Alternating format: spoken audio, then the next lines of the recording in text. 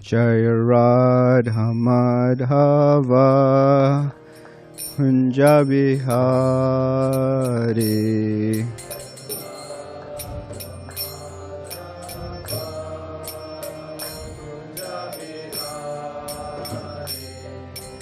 Jaya Radha Madhava Kunja Bihari.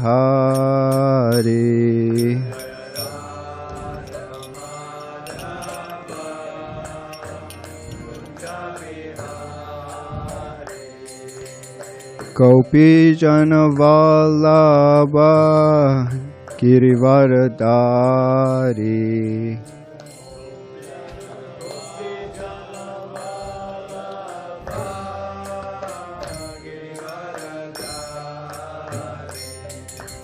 Gopi Jana Vallabha Girivaradari.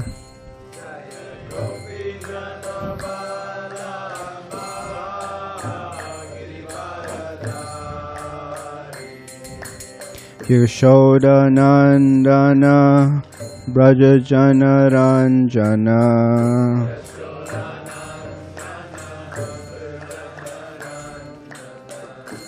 Yashoda Nandana Braja Jana Ranjana.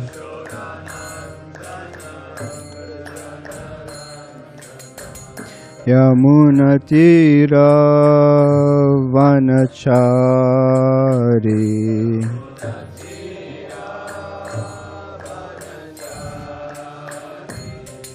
Yamuna Tira Vanachari.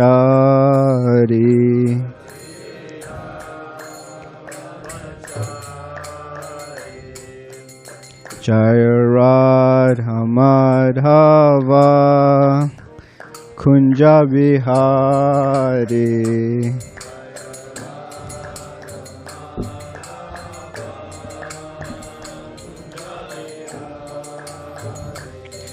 Jaya Radha Madhava Kunja Bihari.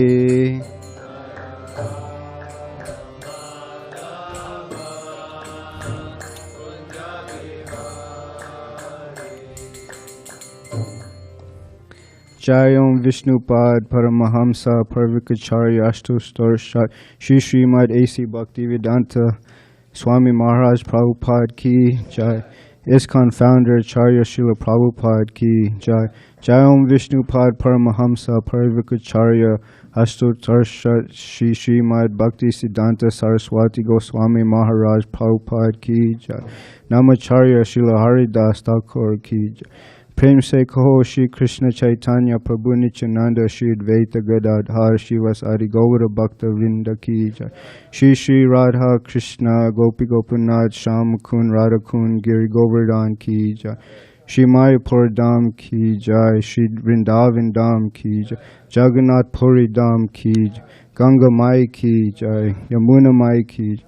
Bhakti Devi Ki Jai, Tulsi Devi Ki Jai, Ananta Koti Vaishnav Vrinda Ki Jai, Shri Harinam Sankirtan Ki Jai, Grantaraj Srimad Bhagavatam Ki Jai, Samaveda Bhakta Vrinda Ki Jai, Gaura Premanande, all glories to the assembled devotees, all glories to the assembled devotees, all glories to the assembled devotees, all glories to Shri Guru and Shri Gauranga, all glories to Srila Prabhupada.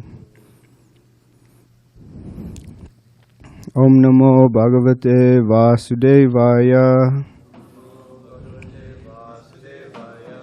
Om Namo Bhagavate Vasudevaya. Om Namo Bhagavate Vasudevaya.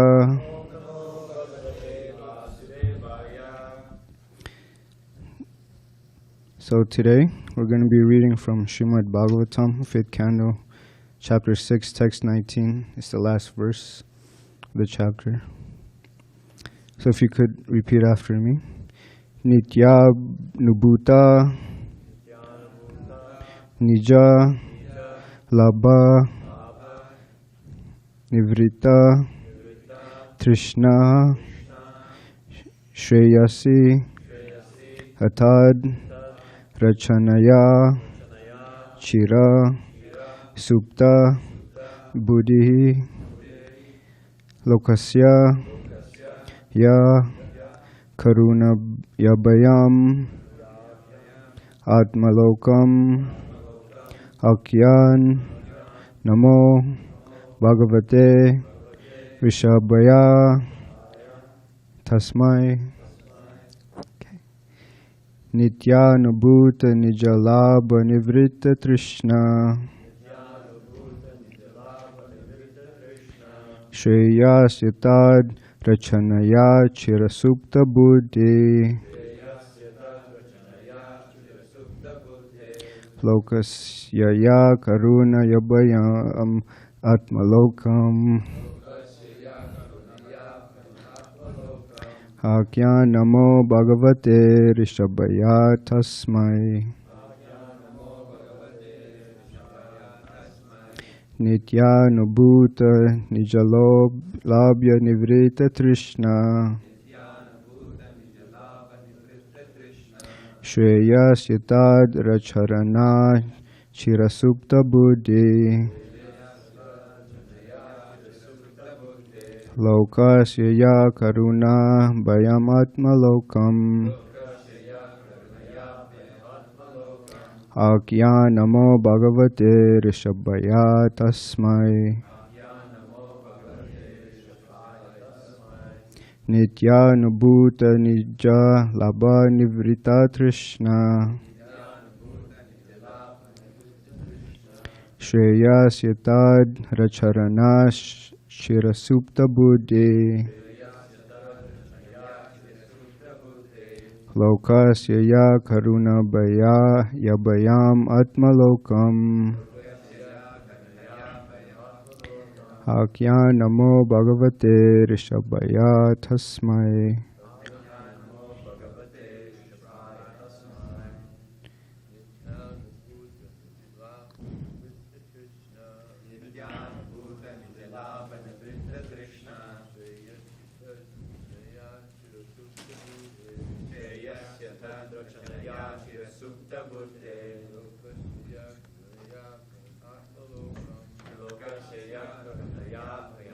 Lokam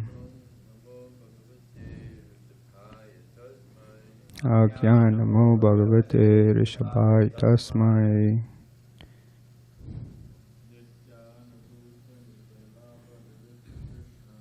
Nityanubhuta Nijalabha Vita Krishna Shreyasyatad Racharana Chirasupta Buddhi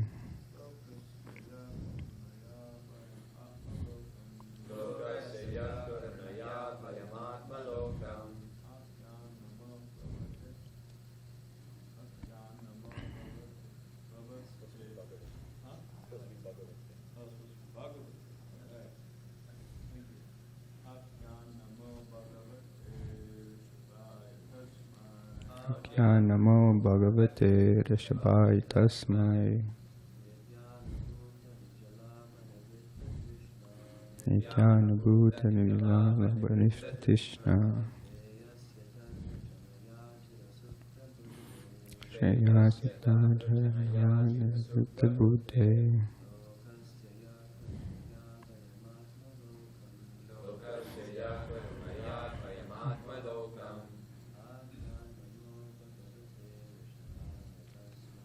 Akya Namo Bhagavate Rishabhaya Tasmai. Anyone else? Go ahead. Nityanubhuta Nijalabha Nivritta Trishna Shreyasyatad Racharana Chirasupta Buddhi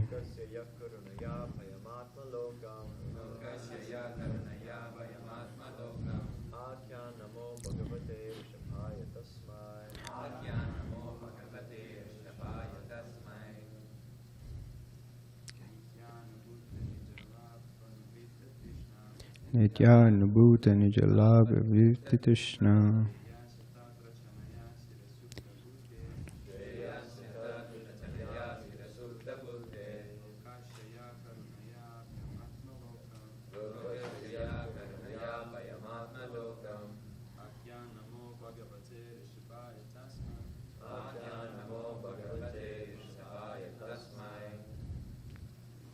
Nityanubhuta, due to being always conscious of his real identity.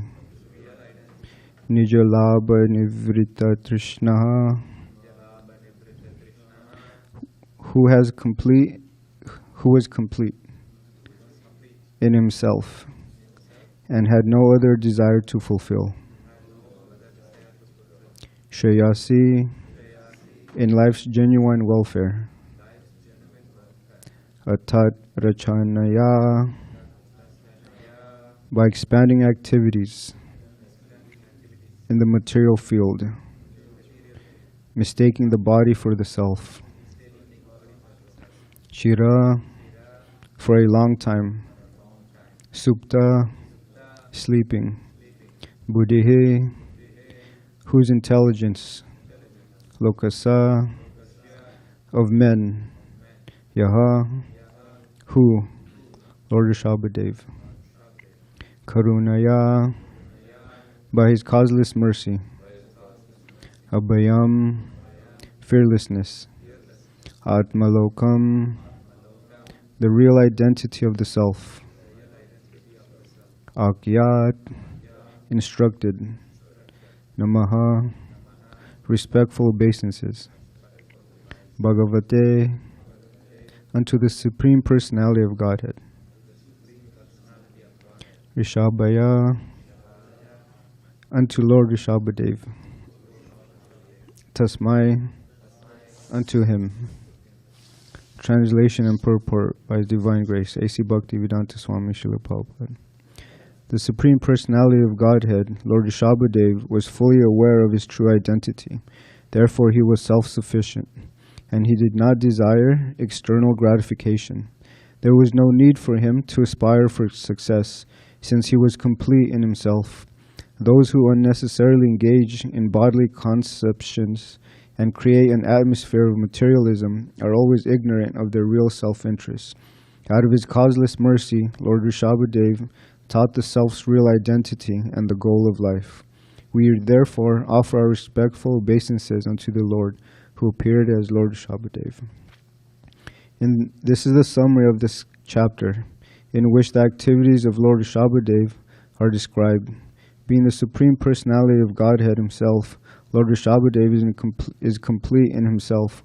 We living entities, as parts and parcels of the Supreme Lord, should follow the instructions of Lord Rishabhadeva and become self-sufficient.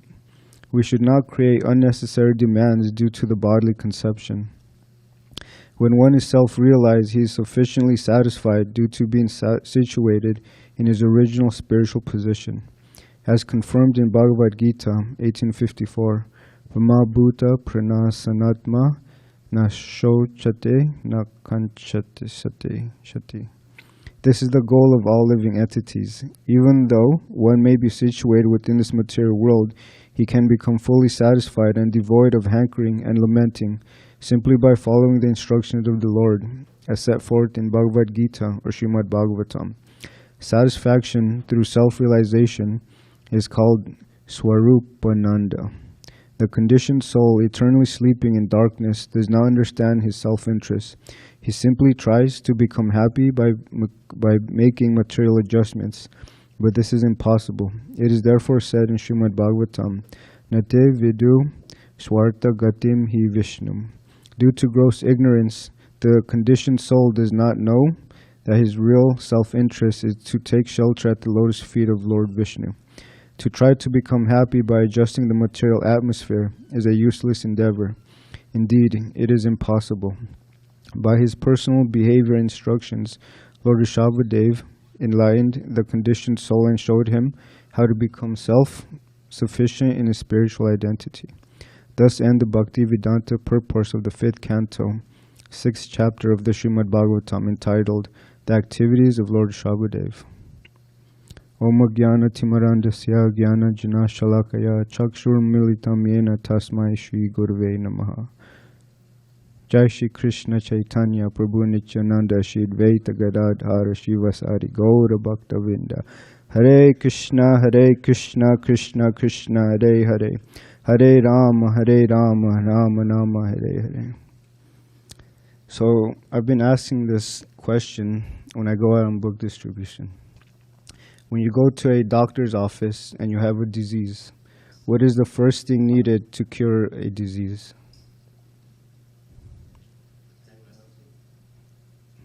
What was that? A diagnosis. That's correct. Some people tell me you need a medicine, you need a doctor. All of these are important, but ultimately you need to know what's the problem. You need to know the proper diagnosis before beginning proper treatment. And the biggest illusion is that people are thinking I'm this material body. I'm American, I'm African American, I'm Asian, I'm European, I'm Christian, I'm Muslim, I'm Jewish, atheist, all of these. And so Halloween is just passed, and we've seen people dress up. And Dravida Prabhu, he gave this nice analogy. If someone is dressed up and he accidentally slips and hits his head and he suffers from amnesia, and when he looks in the mirror and he thinks he's that person, you know, he goes around thinking, oh, I'm George Washington or something like that. And he tells everyone, this is me, this is my identity. And so all of the conditioned living souls, they're all suffering from amnesia. They look in the mirror and they think that's me. So, Badri Narayan Maharaj, myself and Kunja Bihari, we went to Long Beach, and Maharaj, he gave a nice talk in Cal State Long Beach. And he pointed out that people, if their happiness depends on condition, and conditions are always changing, it means that their happiness is flickering. It comes and goes. Some people, they prefer summer, but summer changes into winter, fall, spring, like that. So the conditions are always changing. And if people depend on conditions for their happiness, it means that their happiness is temporary. When Kunjabi Hari and I, when we went to the LA temple, we took a walk and we went to a city park. And within this park, we saw a lot of children, a lot of parents that were yelling, dressed up. Some was Sonic the Hedgehog, some was a fireman, some was a dinosaur. There's a lot of costumes. And so we were just discussing and meditating on the proper duties of a father or a mother. And so when the imagination or reality becomes distorted, their purpose is also wrong. And there's a nice story I heard. There was a lady. She went to a doctor and she said, "Doctor, you have to help me. I have a big problem." So the doctor says, "What's wrong?" And the lady says, "I have a frog in my belly." So the doctor says, "No, that can't be right. There's no frog in your belly." And she said, No, doctor, there's a frog in my belly. You have to help me." And so the doctor refused to help her. So she went on to the next doctor, and she said the same thing. "I have a frog in my belly. Please help me." So the doctor also told her, "No, that can't be right. You're just imagining that." So the doctor told her to go somewhere else. And this lady, she went to 10 different doctors. Finally, a doctor told her, "Okay, I know what's wrong." So she was put under anesthesia, and the doctor said, "Go to the lake and get a frog." So when she woke up, there was a small incision in her belly. And then so the doctor told this lady, "We found the frog." So the lady was so surprised. She was very grateful. She said, "Thank you, doctor. Thank you, thank you." So a small intervention like that can help people. And so this lady, she came back a week later. She said, doctor, something horrible has happened." So the doctor said, "What's wrong?" And she said, "The frog had babies." So she's thinking she has something in her tummy, but it's not reality. And so this happiness depending on condition, it also reminds me of another story. There are 4 birds. the crow, he was thinking he was happy. And then he saw a swan, and the swan was pure white. So he became envious, and he became the unhappiest bird in the jungle. So he went to the swan and told the swan, "You're very beautiful, you're very white, you're very pure. You must be the happiest bird." So the swan said, "No, I'm the most unluckiest. The parrot is the most happiest because this parrot has two colors." So they went to the parrot, and the parrot said, no, I'm not the happiest. The most happiest bird is the peacock." So they went to the zoo, and they saw a peacock. The peacock had beautiful colors. His feathers had so many brilliant, different shades of colors. And so when all the people left the cage, they all said, "Oh, Mr. Peacock, you must be very happy." So the peacock said, "No, I'm not happy." So they all asked, "Why? You have a lot of nice colors." And so the peacock said, "Due to this beauty of mine, I'm now locked in a cage." And so the peacock was saying, "I was observing other birds, and the bird that is the most happiest must be the crow. The crow, everybody leaves it alone. It does its business. It doesn't get bothered." So this story, the moral is that we should be happy with our current situation. If we think, if I have this, only if I have this, I'll be happy. And I was out on book distribution, and there was sometimes you see arguments, and you can't change that. So someone asked me, if someone's harassing me, what can I do, So I heard this in a lecture, and this devotee said, there are those that give happiness where they go, and then there are those that give happiness when they go. So I told him, you just have to tolerate, and don't be disturbed. In the Bhagavad Gita, chapter 7, text 19, Krishna says, "After many births and deaths, he who is actually in knowledge surrenders unto me, knowing me to be the cause of all causes and all that is.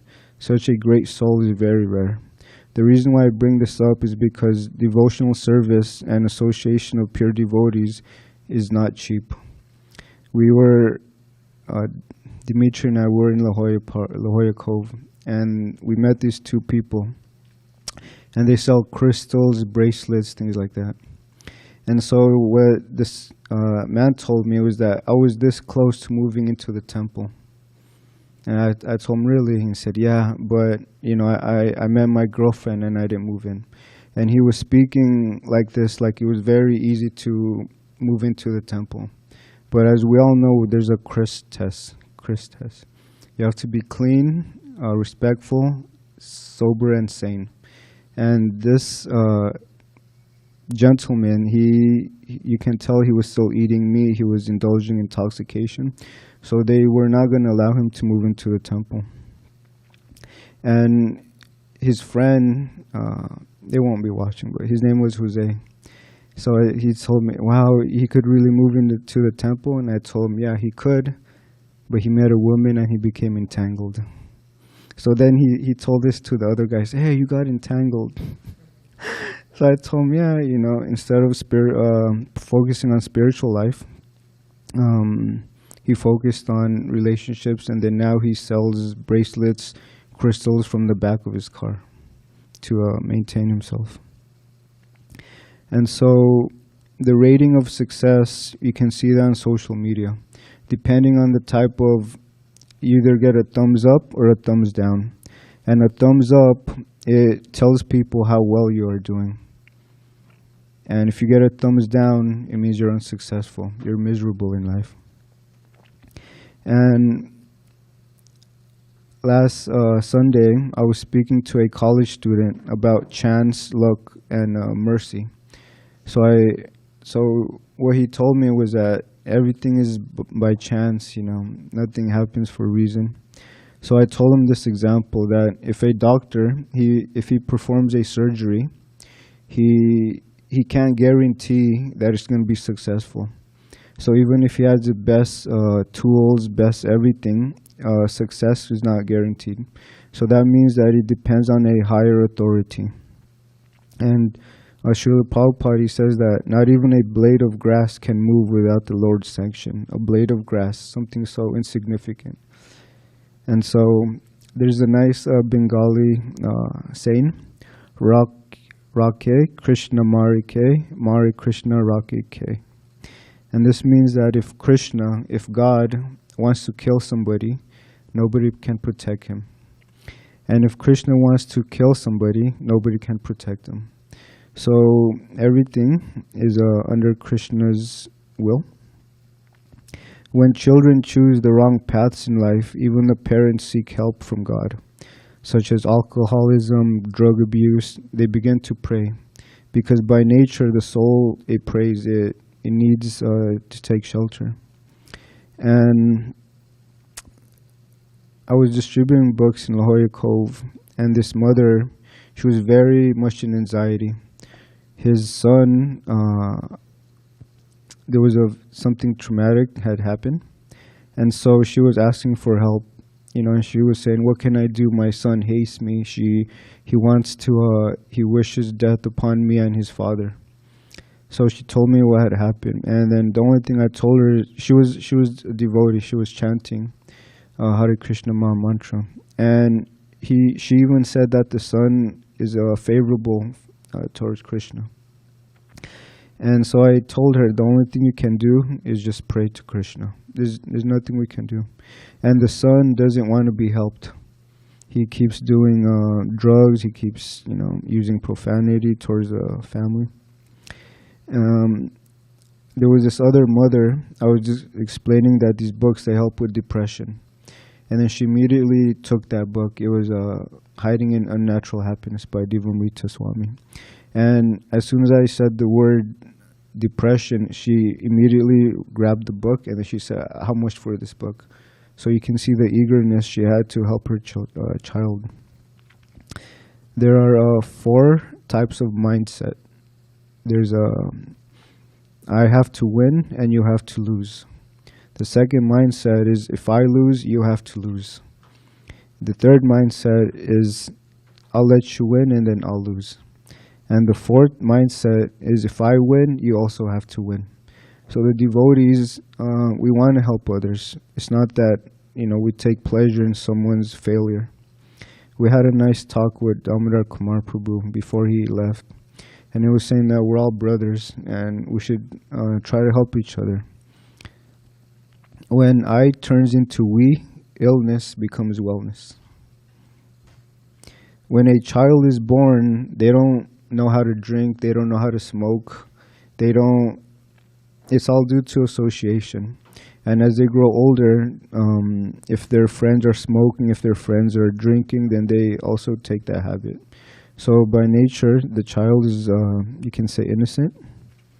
The duty of a son, in the 4th canto, Srimad Bhagavatam, is the story of Maharaj Prithu and his father, King Vena. King Vena was very sinful. And so Srila Prabhupada says, there is a hellish planet called Put, and one who delivers a person from this hellish planet is called Putra, or a son. And so many people, there's this idea of boyfriend and girlfriend. But Srila Prabhupada says that the purpose of marriage is to actually raise children in God consciousness, to be Vaishnavas. The duty of a mother, she takes care of the children and she teaches them the values of life. A father builds up character and values in children. So these are the different roles. And one example is Prahlad Maharaj.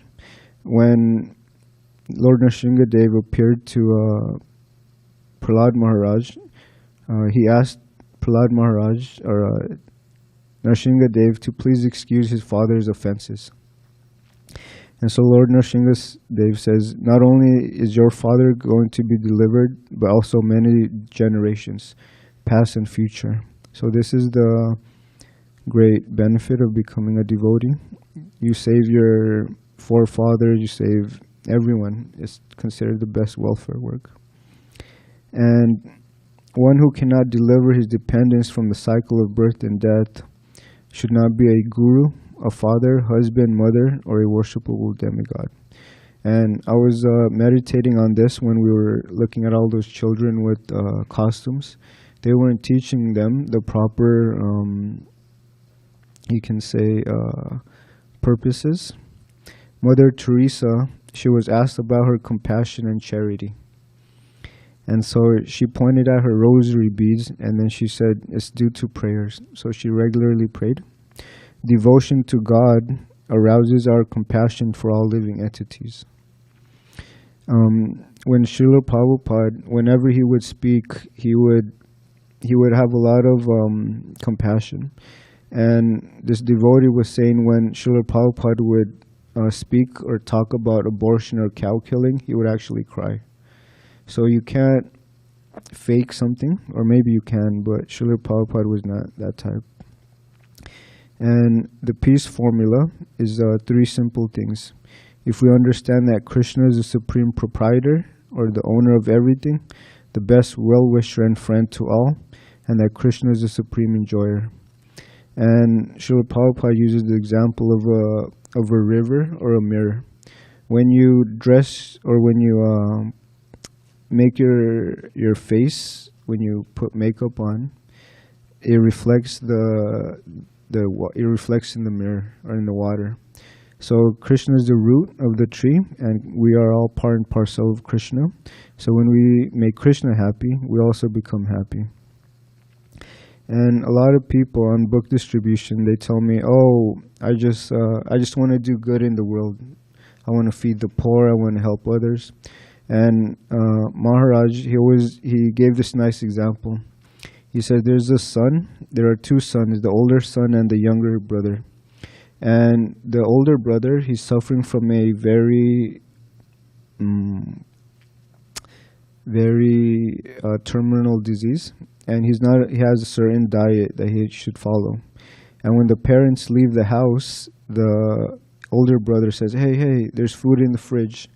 Give me a cake, give me this, give me that, knowing that he should not take it. Now the younger brother, from good intention, he says, okay, let me go get those for you. And so he gives his older brother, the cake, soda, this and that. And when the parents come home, the elder brother is in a critical condition. So the younger brother had good intentions, but he did not know what was going to happen. So we should know what is good. Srila Prabhupada's disciples were asking him, we had so many lifetimes living sinful lives. And so this devotee was saying, how many in this life can we counteract the lifetimes of sinful activities? So Srila Prabhupada cut him off, and he said, it takes 1 minute. It is Krishna consciousness. And then Srila Prabhupada quotes the verse in 18th chapter from Bhagavad Gita, Sarva Dharma Parityaja Mam Ekam Sharanam Vraja. And Srila Prabhupada says, are you not reading Bhagavad Gita? And so this devotee, he was very shocked, and he was pleased to hear that all it takes is just one sincere surrender from us after many lifetimes. And then Srila Prabhupada says, you just have to do these 4 things. Always think of me, become my devotee, worship me, and offer your respect and full obeisances unto me. That is full surrender.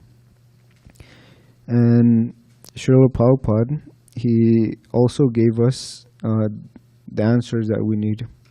In the 9th chapter of Bhagavad Gita, it says, Raja Vidya Rajaguyam Pavitram idam uttamam Patyakshavagam dharmyam susukam kartum avyayam. This knowledge is the king of education, the most secret of all secrets. It is the purest knowledge, and because it gives direct perception of the self by realization, it is the perfection of religion. It is everlasting, and it is joyfully performed. So we can't help all of the people around us, those that we meet. We can give them a book from Srila Prabhupada. And when distribute the small book, The Perfection of Yoga, I like to tell Balaram Prabhu's story. He was 17 and that was his first book. And from this little book, he's been a monk for 15 years. And people, they get very, you can say, inspired by that. And then I tell them, yeah, I was also doing, I was drinking, I was doing this and that. But after reading these books, I had a change of heart. And so they really like what these books can do for us. And Srila Prabhupada, he always emphasizes on book distribution. When I tell people, when I first started doing books, I didn't even know how to get them to my table. I didn't even know what to say. I would just say, hey, and they just walk by. And in one day, I could probably collect like $5. And I was pretty proud of myself. And so I tell people I had to perfect the art of getting people to the table. So I started working on that. And then when I got people to the table, I was bad at presenting the books. So I had to work on that as well. And so I kept trying, and then eventually I found a technique. And so I shared with others. So book distribution is an art. When I first had my first table, Raja Mohan Prabhu, he would call it my baby book distributing table. I only had small books, like Beyond Birth and Death, Perfection of Yoga. I wasn't allowed to distribute medium books because I was so very new, things like that. But now I love going out on book distribution. I love helping people. And sometimes people, they'll ask you for help. They'll ask for advice. What can I do? I recently lost my husband. I lost my wife. I'm very lonely. And so you just have to repeat what we've read from Srila Prabhupada's books, and it'll help them in that way. I met this Mataji. She looked very depressed. And so when I called her, I said, excuse me, miss, are you okay? And then sometimes they'll open up. And then so she told me, my husband recently just passed away. So I told her, so, what do you think about death? So it gives an opportunity to also open up about, their beliefs, things like that. And so I told her that in the Bhagavad Gita, it says, as a person puts on new garments, giving up the old ones, the soul similarly accepts a new body, giving up the old and useless ones. A sober person is not bewildered by such a change. So I told her the eternality of the soul lives on, but the body stays behind. And so as I was telling her about this, she had a smile on her face. So we just have to kindly remind them of their spiritual identity, that we're not the body. And we went to a school. Mom, do you remember what that Catholic school was when you, me, and Jamal? St. Augustine's High School, yeah. And Balaram, he wrote on the board, you are not this body, you are pure spirit soul.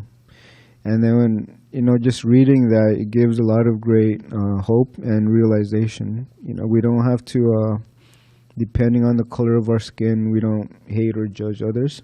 We see their real identity as part and parcel of Krishna, and we give a lot of respects to others. Okay. Thank you very much. Any questions, comments, corrections? Hare Krishna, Prabhu. Hare Krishna, Mataji. Thank you so much. Very nice class. I really like it. I just wanted to say Hare Krishna to you, and a wonderful class. Learned a lot. Thank you for sharing all your book distribution experience. Hare Krishna. Hare Krishna. Thank you, Dhanavar Mataji. Yes, Dr. Tyler. Very wonderful class. Very humorous. I wish people laughed out loud more. You had some really good jokes in that. It was very nice to hear. The illness to wellness, that was gold. I was touched by a part of the this idea that Lord Rishabhadeva is self-sufficient and he's fully aware of his true identity. And so because he's self-sufficient, he does not desire external gratification. So it says here that we should follow the instructions of Lord Rishabhadeva and become self-sufficient. And we've done a good job of showing how we don't rely on material nature for happiness and how it's impossible to do so. So the instructions they give about how to become fully satisfied and devoid of hankering and lamentation, simply by following the instructions of the Lord as set forth in Bhagavad Gita and Srimad Bhagavatam.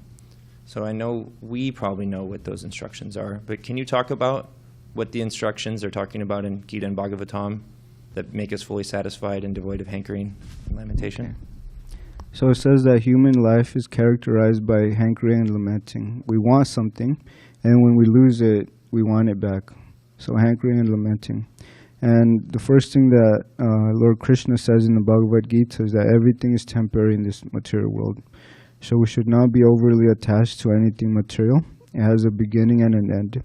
And also in the Srimad Bhagavatam, Lord Rishabhadeva says, for anyone that considers material gratification, sense gratification, to be the aim of life is wasting their time. So just that very important instruction gives a lot of, you can say, it's a nice instruction, you know. If you know something is temporary, why do you put a lot of emphasis, why do you put a lot of importance to it? And so we should focus, there's a nice saying, never give up the permanent for the temporary, or you'll lose both. So we focus on eternal happiness, which is the soul. And I think that's it. Does that help? Okay. Thank you.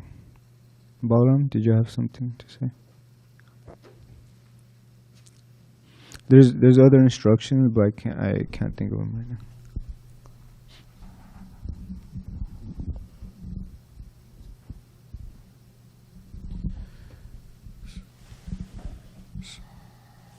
So there, within religion, there's a tendency for things to degrade, you know, things to become watered down and so on. And you know, like mission drift, you know. It's like, what's our goal? What are we trying to do? And that becomes lost over time. And it's interesting because a lot of the time it like starts small. So, I mean, we have a desire to help people. We have a desire to, I think all devotees have a desire to help people. But how do we, you could say, do that in an authorized way, and how do we make sure that it doesn't degrade into sentimentality or something not based on Shastra? You know, like, for example, our mission is not to, it may be somebody else's mission, but it's not our mission to, for example, just like fill people's bellies, you know. Or it's like, it's our mission to help all the schizophrenic people in Ocean Beach and Mission Beach and Pacific Beach, and go spend hours of time with them and feed them peanut butter and jelly sandwiches and, you know, wash their feet out of humility and all this type of stuff. Or, you know, something like that. Now, of course, it seems kind of like, exaggerated, you know, the example I'm giving, but even on a small degree, that's not our mission. Mm-hmm. I mean, the world's in great need of knowledge and Krishna consciousness, which solves all problems. These are all just, you know. And yeah, I understand there's different forms of charity, there's different forms of welfare, there's different forms of helping people. Mm-hmm. But as you know, brahmacharis or as members, you know, extending it as members of the International Society of Krishna Consciousness, Prabhupada had a certain way that he thought that we could help people. So how do we not become kind of sidetracked? Because even just a little bit kind of going in these different directions, it adds up. I mean, mm-hmm. So I just spend 2 hours a week helping the schizophrenic in Ocean Beach, and it's only 2 hours a week. Well, that's like what, 2, 4, 6, 8 hours a month. 8 hours times 12 and times so many years, and so while maybe you should have been reading Srimad Bhagavatam for that time, becoming more purified, or distributing books or something, or going to the colleges where there's actually some, like Prabhupada gave the example, when you're on a battlefield, you want to help those who could be helped. It's like you're on a battlefield and like half of the guys' heads fallen off, Sorry for the graphic, but half the guy's head fall. Oh, let's try to patch it up, No, you want to help the guy who's, his arm's fallen off, means blown off in war. So how do we kind of balance all this? Because we see that sometimes, whether it's here or wherever, there may be tendencies to do other things. So anyways, I hope. Thank you, Bhanapu. There was this nice example of if something is even 1.1 degree off, throughout time it's gonna deviate from the original, you can say, parallel line. And you also brought up the point of people wanting to be helped. Just like on book distribution, there's people that I think your Guru Maharaj says they're professional time wasters. So if people don't want to be helped, we can only try to help them in such a way, but ultimately it's up to them. They have free will and they want to help.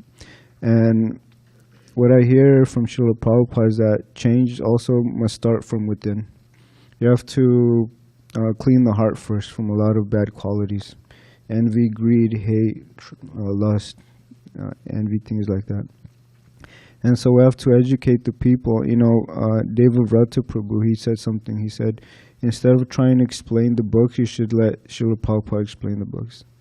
Meaning you can give them the book, you can try to explain in your own intellectual way, this and that. But ultimately, Srila Prabhupada's words are transcendental. They're very pure. So we can give them a book, we can give them prasad, things like that. But you're right, we shouldn't spend too much time, 2 hours, taking care of their bodily needs. So we should ultimately teach them about the spiritual needs. And you can see this in devotees' lives. Before they were devotees, like what Srila Prabhupada said, they were very unclean, they had long hair, they didn't bathe, And then now, when we understand the philosophy and association of devotees, we want to stay clean. We want to remain the sattvic platform. So the first thing we need to change is the way they see life and the different types of habits that they do.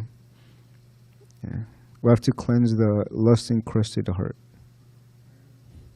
Thank you, Bora. So I also have a little announcement. Govardhan's happens to be his birthday. He's giving class on his birthday. So if everybody could give him your good wishes and blessings for his continuing and what he's doing. That reminds me. Someone asked me, someone told me, oh, your birthday's Thursday? And I said, yeah. And then someone said, I hope you have many more birthdays to come. And I told them, no, we don't want that. We want this to be the last life. And then, they didn't understand, but only the devotees know what I mean. Okay. Thank you very much for your time and attention. All glories to Srila Prabhupada.